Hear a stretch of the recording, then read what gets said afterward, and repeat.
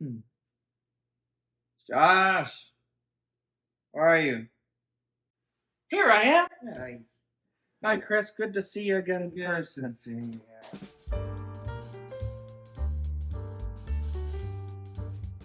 We are back in person. Again. Yes, again. Well, and we're here for an exciting, fun episode. We are covering Dune. Dune. Part 2. Part 2. Yes, sir. Yes, sir. Oh, yeah. Before we get into it, do we want to make a special announcement for next week? Yes. Our special announcement for next week. We are doing our first year anniversary of Crosscut. Can you believe it? It's been 1 year since these two idiots have been talking about movies. From humble beginnings of movie trivia to whatever it is we do Yep. now. And in spirit of our anniversary, we are going to review one of our short films, our very first student films, actually. Yeah, it's called Perfect Evening. Yep. I directed it. Chris, you were assistant camera. I was second assistant camera. Second assistant You were camera. writer director, right? I didn't come up with the original idea, but we'll talk about that when that episode comes. So yes, Stay tuned. March 13th. That is our 1 year anniversary. That's going to be Yep. our special in-person episode. We'll be watching our short film Perfect Evening together, and it's going to be the cringiest thing I've had to endure since watching the Super Bowl this year. Oh, So we'll see you there. Anyways, just wanted to make that special announcement. Back to Dune Part 2. So Chris, yes, I saw this twice. You got to see it the one time. yes, Do you plan on seeing it again? yes. Okay. I do because Well, then let's go. I. I think there's a 7 o'clock show.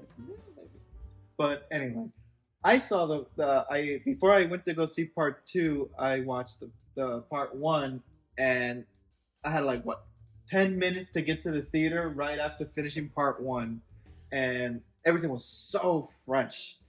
Talk about going from A to B pretty much, right? Yeah, it was like 5 hours of Dune the whole day. Wow.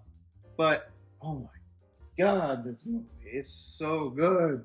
How good is it? Well, right now it's got a 9.0 on IMDb, which is pretty good, pretty damn good. I've been hearing comparisons to The Dark Knight, Godfather Part 2, when it just comes to great movie sequels. And honestly, Dune Part 2, I think I told you this. I called you after I got out of... I was fortunate. I got to go to one of those early IMAX screenings, which was a lot of fun. And when I got out, I called you, and I think I told you this might have been one of the best sci-fi movies I'd ever seen in my life. And that's saying something for, when you think of sci-fi, what do you think? The first thing that comes to mind is Star Wars. Star Wars. Space, right? Space, yeah, anything in space. I think of space. And this movie really has nothing to do with space. It has a little bit. A little bit, but it doesn't take really place in space. No, just one planet, really. Yeah. Planet Arrakis. Arrakis, which every time I hear Arrakis, I always think of, I don't know why, Starship Troopers. The only good bug is a dead bug. You know That's that? Arachnid. Yeah, Arachnid, yeah. Yeah, that's I can't why. help but think of Starship Troopers. But I didn't even think about that. This movie, it's got everything from the hero's journey to death to philosophy and prophecy. a lot of religious themes Oh in this yeah. movie. Oh yeah. The Bene Gesserit, they're evil. I'm just saying it right now. They're evil. They plant everything. They're witches of space. They're space witches. So I had a thought after this movie ended. So I was trying to kind of put it all together because obviously they set up, what's to come, and there obviously is supposed to be more to come. Part 3. I'm down for it. Please, I'll take more of this. Oh, yeah. I was never a big Game of Thrones person, Mhm. but this version is kind of similar to like a Game of Thrones with all the houses, and I can get into this. For some reason, Game of Thrones I just never could really get into, but this I could really get into. But I was wondering, where are they going at the end? Because here's my question. There's spoilers, so if you have not seen the movie, It's been a week, people. Come on. go see the movie, Dustin. So here's my question, if you can answer this. So at the end of the movie, Paul knows that he has to... it's reminding me a little bit of Infinity War with Doctor Strange, where he's like, there's only one way. Right. He makes that comment to his mom. He's like, I've seen this way, I've seen that way, but there's one narrow way. Yep. So he knows that he needs to make basically an arrangement with the Emperor and he has to basically wed the princess. Like that's the idea, right? Well, yeah, he had that plan since part one to do it because in his mind that's the only way to save Arrakis from the Harkonnens. Sure. And all that. Here's my question. So is he doing all that to avoid war? Because aren't they still going to war anyways against all the great houses? Yeah, because it was inevitable. So is he not going to end up with the princess? Well, according to the lore and the stories, the books, he does. Okay. And he marries the emperor's daughter as a political move, right? Even though he doesn't love her or anything like that, it's just for a political thing to ensure peace in the galaxy. And you know what's interesting? When you rewatch this movie, after his water of life moment where he comes back to life, he only interacts with Zendaya's character one time, and it's right at the end before his fight, and he says to her, "I will always love you." Yep. But basically, from when he comes back from the water of life moment to the end, it's only that one moment because he knows what he has to do. And then if you rewatch it, the final scene that he has with her before he does that, he's basically telling her about what he has to do, and she kind of looks at him like kind of confused. It was actually really, really interesting. But he knows the possibility that she will never love him again or love him the same, even though he's doing it out of as duty. Strategy. Yeah, a strategy to ensure peace, save Arrakis, to not be bothered, to free the Fremen, have their own planet back in a way. Ultimately, they are going to still go to war. Yeah, because it was inevitable. He caused it to be a war from all the houses. I guess that's just where I was confused, is that if they're going to go to war anyways, then why would he still be with the princess moving forward? It seems like he would only do that if it would be peace. I guess, I mean, obviously there's a whole story to unfold there. I'm just curious as to how that would work if they're still at war. Again, maybe they'll explain it in part 3. Yes, which hopefully that happens. Talk about the characters. I want to go ahead and talk about Fade. Fade Rotha. Fade. The Gladiator moment, it does remind me of Gladiator, but with a hint of like Star Wars, like because the Baron being more like a Jabba the Hutt thing. Yeah. But the black and white looked so good. It does look cool. It looks really cool. Good look to it. And you had explained that to me because of the whole black sun thing. Right, it makes sense because of all the black sun, the whole world is going to look like that. That makes sense why they all look pale. Right. Now there's another question moving forward. So Phaedra dies, which he's psychotic, but he was a good character. He was a good character. Really well done. But his bloodline lives on. It does, the Bene Gesserit. Right. Yep. So how is that gonna? So what do you think that means? The Harkonnens still move on, even though the Baron is dead. Yes, his lineage still goes on. Right. In 2 different ways. You got Fade, but also Paul. Yeah, I was about to ask about that. What did you think of this reveal? And do you know if this was part of the books? Supposedly, yeah, that Jessica is his daughter. That was one part of the movie where I was a little like, out of nowhere, right? Yeah. It reminded me of like Star Wars. Well, like Luke and Leia? No, Palpatine in the last movie. Oh, right. Yeah. Just like it seemed out of nowhere. If it's from the books, okay. It is from the books, that much I know. I think I'm just kind of tired of these types of things being like, it ends up that they're all just related. We are family. I don't know. I'm kind of tired of it. I mean, it's an old story. I felt like they could have scrapped that whole she was a Harkonnen reveal and just would have been fine. Yeah, but it adds that little like, okay, so you're not all totally Atreides. If that sets something up for the down the line, okay.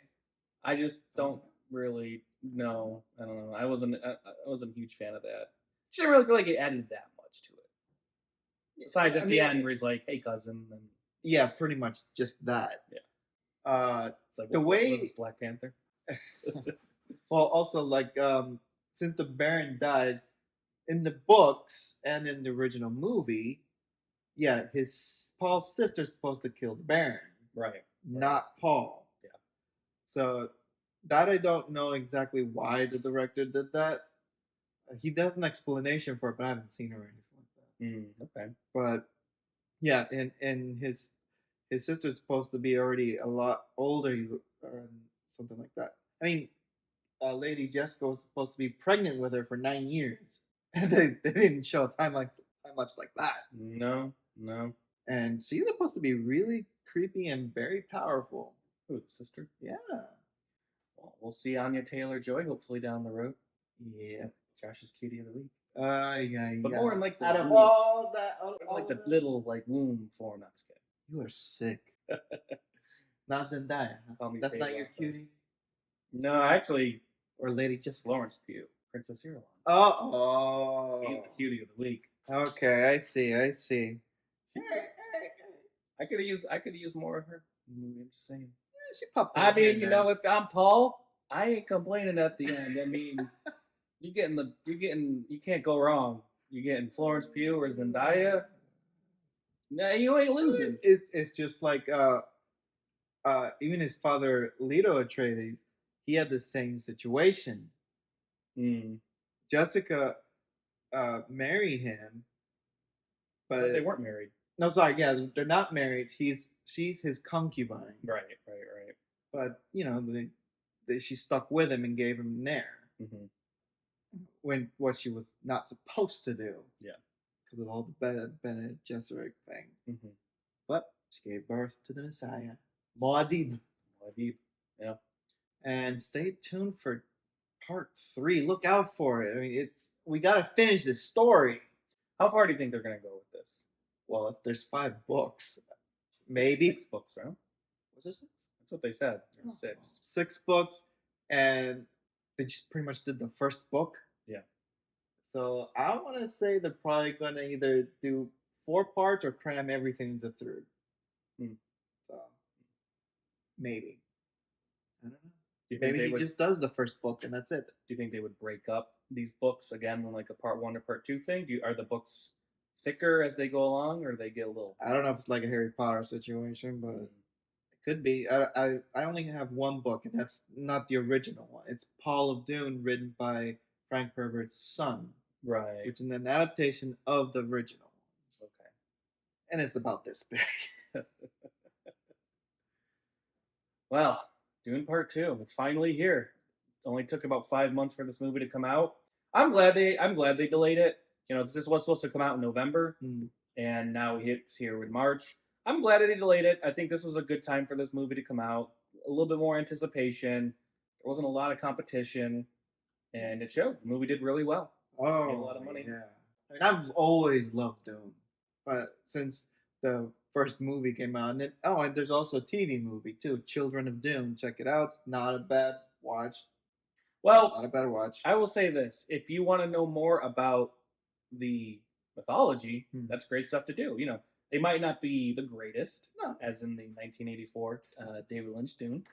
They might not be the greatest movie ever, but honestly, like watching that before Dune Part 2, even though they cram everything that they do into the final act of that movie, which basically they can spread out in this movie, it still helps you understand so much of what you're about to watch. Yeah. So if you want the quick notes version, watch the 1984 Dune. Yes. Before you watch the Dune Part 2, and then you can just kind of get a little bit of understanding of what's about to happen. Because it does still do a lot of similar stuff. You know, especially, and same thing with Dune Part 1. It's actually very like beat for beat, scene by scene. Pretty much, yeah. So like even there's a guy at work that he's read all the books, right?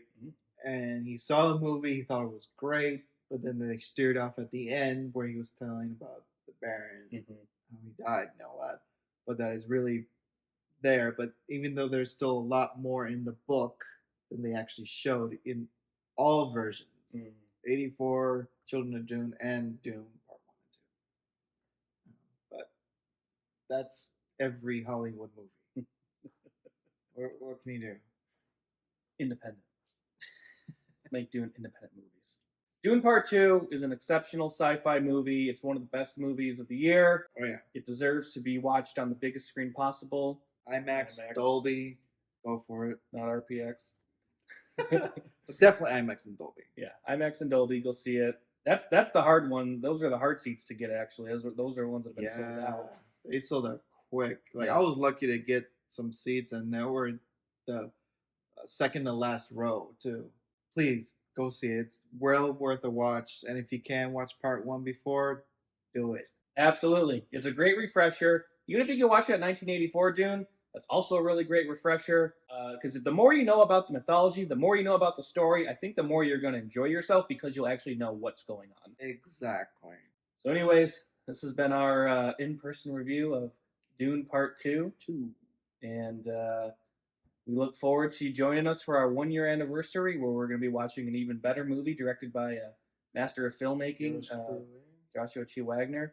So we look forward to that.